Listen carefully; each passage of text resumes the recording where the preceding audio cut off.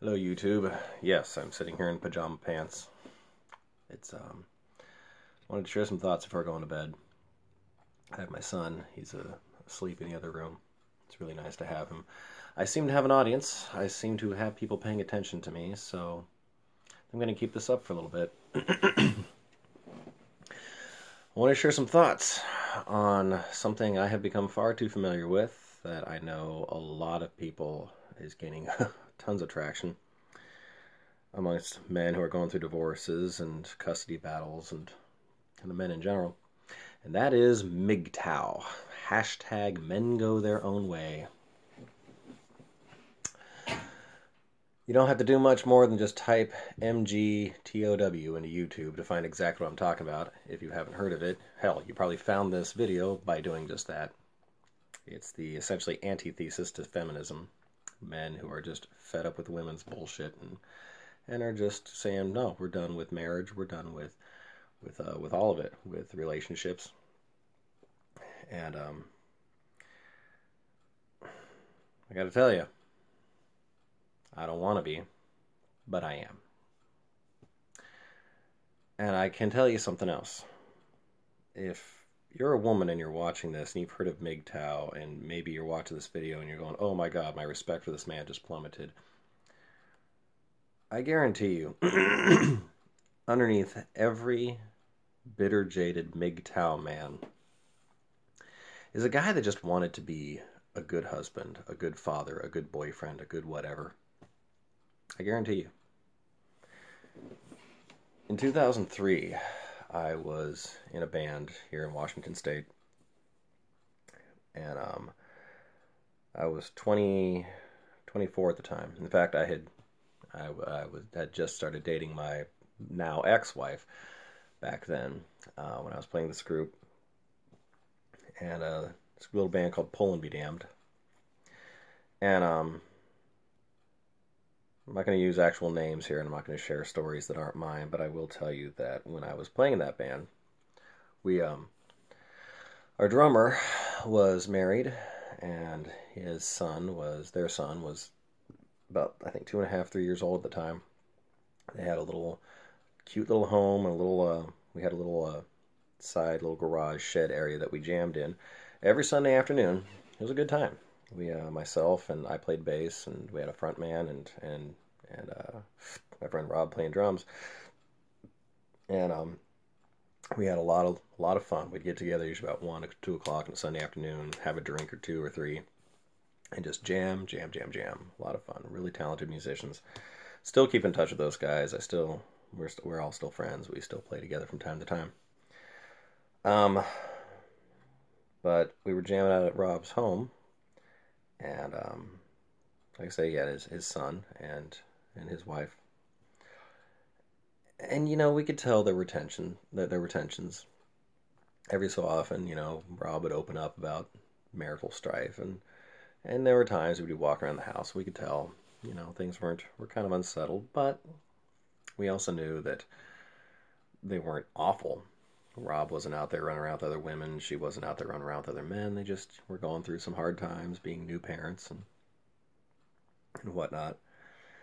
And yeah, I'll never forget, at least I hope I never forget, that we had a concert out in LaConner, Washington one day when somewhat uncharacteristically, his wife came out and joined us for the after party. We played a really fun little set to just a small crowd, and had a bunch of friends show up. And she came out, and we had a great time. I was like, oh, hey, she's here, cool. And she could crack jokes and roll with it, just like, yeah, it was a lot of fun. Then a week later, this is back in 2003, before everybody had cell phones and all that kind of stuff, I got home from work one afternoon and logged on to MSN Messenger and had a message from our front man saying, dude, Rob's wife just left him. I will spare you all the gruesome details here on the internet, because I drove out there to check on him and saw her, and she was remember how I said in my last video that my wife just kind of snapped? Yeah,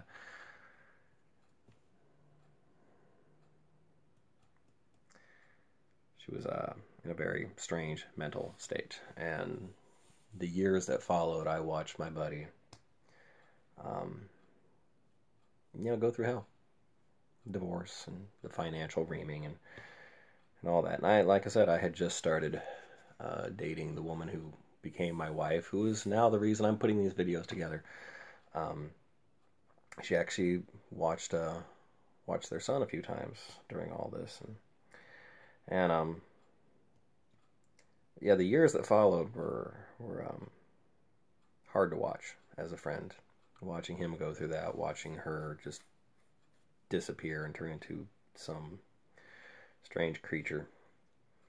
And my buddy, I know he's been in, he's recovered now, if you will. This was back in 2003, and his son has been his whole world for, ever since his son was born, and that didn't change after his marriage ended. But I'm telling you all that to tell you this. When my wife first dropped the bomb and filed for divorce and went for sole custody of our child and wanted me to have 5 hours of supervised visits once a week, I started assembling character statements. Anybody who's been through this knows what I'm talking about, where you get people to testify on your behalf in court. And we had a gig one weekend, and Rob was doing that thing that guys that we do in situations like this, where you hug a bit too tight, slap on the back just a little bit too hard, smile just a little bit. Welcome to the club. Fucking sucks, doesn't it? Doesn't it? That whole thing. And he was being strangely consoling, strangely eccentric, like I say, very yeah. And I remember him telling me, yeah, you got to make sure you don't drink anymore. You got to make sure you don't smoke weed. You got to make sure this, and this, and everything she does from this day forward will fuck with your head. And here's what you got to do to get back at her. And here's what you got to do. And all that. And he's just going on and on and on about what to happen next. And I just kind of had a moment where I snapped. And I just shouted, man, I want my family back. And this man who I watched get divorce raped back in 2003, back before MGTOW was even in our vocabulary, I'll never forget. He didn't pause, he didn't hesitate, he didn't flinch, he didn't get angry. His pretense immediately dropped, and he just looked at me and said, Nathan, so do I. And I said, really? He said, yes. All these years later, Nathan, I still want my family back. And he went on to tell me that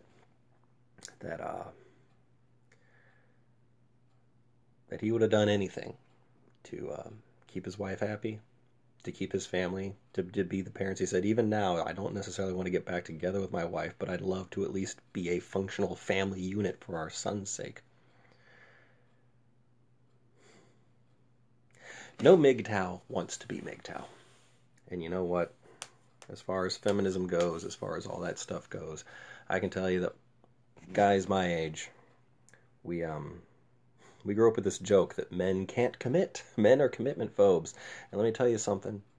100% of marriages are instigated by men. Anybody, feel free to comment down below about a situation where you saw a woman propose to a man.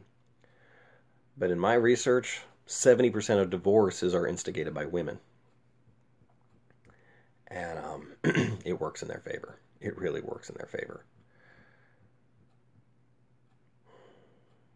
No MGTOW wants to be MGTOW. And this whole idea that men are commitment phobes, no, we're just slow learners.